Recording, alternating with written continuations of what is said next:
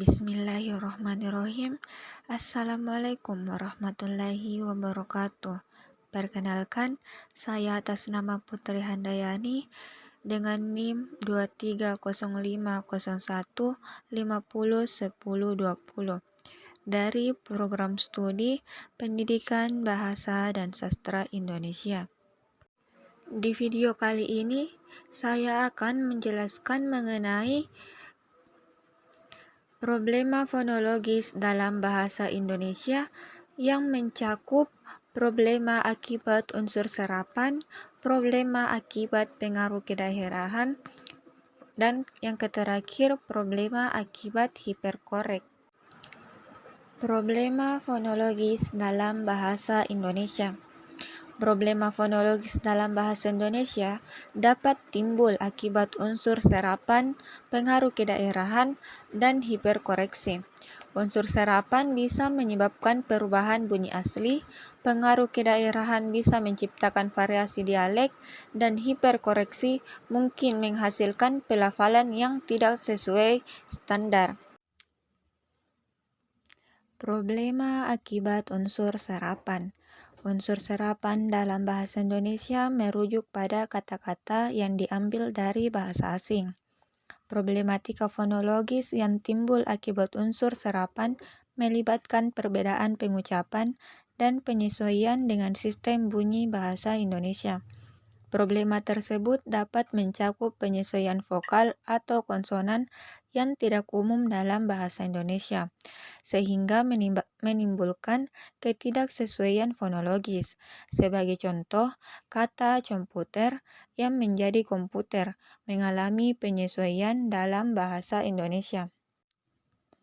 Contoh problema unsur serapan. Kata restoran yang diambil dari bahasa Prancis restaurant dengan penghapusan fonem T pada akhir kata. Contoh kedua, kata diskon yang diambil dari bahasa Inggris discount dengan penambahan fonem D di awal kata. Contoh ketiga, televisi yang diserap dari bahasa Belanda, di mana bunyi V dalam bahasa Belanda berubah menjadi bunyi F dalam bahasa Indonesia, sehingga televisi dilafalkan sebagai televisi. Problema akibat pengaruh kedaerahan.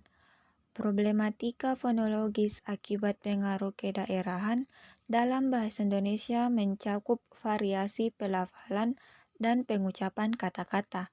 Definisi masalah ini adalah perbedaan dalam sistem bunyi antara daerah-daerah yang dapat mengakibatkan ketidaksesuaian fonologis.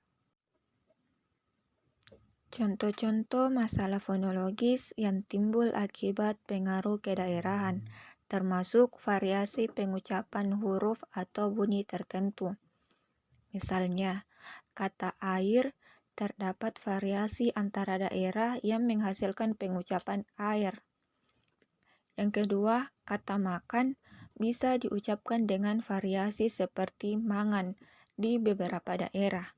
Ini menciptakan tantangan konsistensi fonologis di seluruh negeri. Problematika akibat hiperkorek. Hiperkorek adalah kecenderungan untuk mengucapkan atau mengeja suatu kata dengan benar secara etimologis, meskipun sebenarnya pengucapan atau ejaan yang benar sudah berubah seiring waktu. Problematika akibat hiperkorek terutama muncul dalam konteks fonologis di bahasa Indonesia. Contohnya, yang pertama, menyebutkan huruf E yang seharusnya bersuara sebagai E bisu, misalnya ngetik seharusnya netik. Yang kedua, penggunaan bunyi eng yang seharusnya disuarakan menjadi en saja, misalnya ngopi seharusnya nopi. Yang ketiga, mengucapkan huruf H pada awal kata yang seharusnya diabaikan, misalnya hukum seharusnya hukum. Problematika ini menciptakan variasi dalam pengucapan dan pengejaan yang tidak sesuai dengan perubahan fonologis yang telah terjadi, menghasilkan kebingungan dan ketidakkonsistenan dalam penggunaan bahasa Indonesia. Sekian video penjelasan dari saya. Wassalamualaikum warahmatullahi wabarakatuh.